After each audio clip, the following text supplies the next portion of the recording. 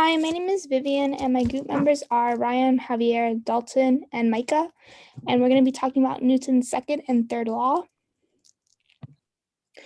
Newton's second law states that a force causes an object to accelerate and that the acceleration is directly proportional to the force and inversely proportional to the mass.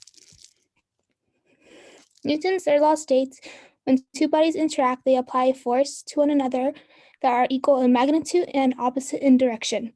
In other words, every action has an equal and opposite reaction. And next up is Javier.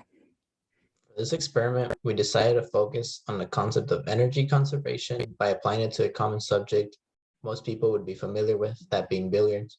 The way we integrated Newton's second and third law was by observing how energy is conserved through the initial force from a cue onto a white ball that then collides with another cue ball at rest.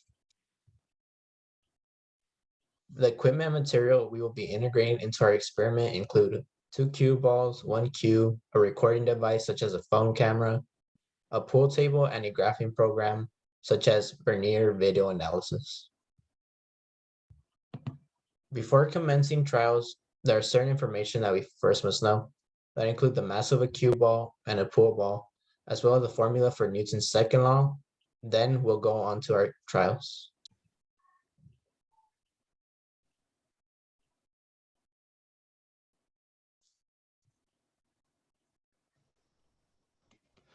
In that video, after the pool stick hit the cue ball, it caused the ball to move with the acceleration of 10.8 meters per second squared.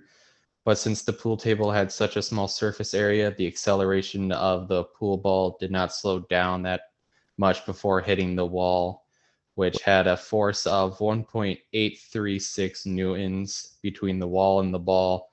And we were able to find this out by multiplying the weight of the cue ball and acceleration. And for trial 2, Ryan will take that.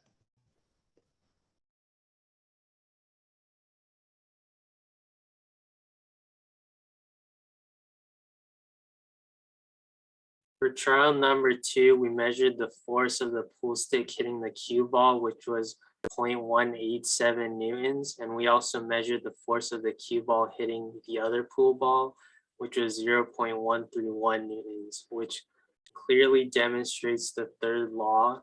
And between the two forces, there's a bit of loss due to how the first cue ball did not hit the other pool ball directly, which leads to a margin of error. Next, it'll be up to Micah. So in conclusion, the 2 trials that we did demonstrated Newton's second and third law pretty accurately. While it was a small sample size, the numbers that we got through our trials pretty accurately showed. Trial 2, as Ryan said, did have a slight error because of angular momentum. The ball was not completely straight on, but it still nevertheless displayed the conservation of momentum. It was only very slightly off. We used the video analysis to find the acceleration of the ball by having it auto track so we could figure out the velocity and in turn figure out the acceleration. Now, if you look at the acceleration between the first trial and the second trial, you can see that there's a clear difference. And this is just due to how the ball is hit. It was hit harder in the first than it was in the second.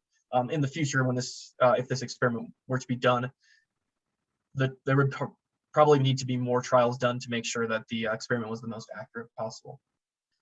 Thank you guys for watching.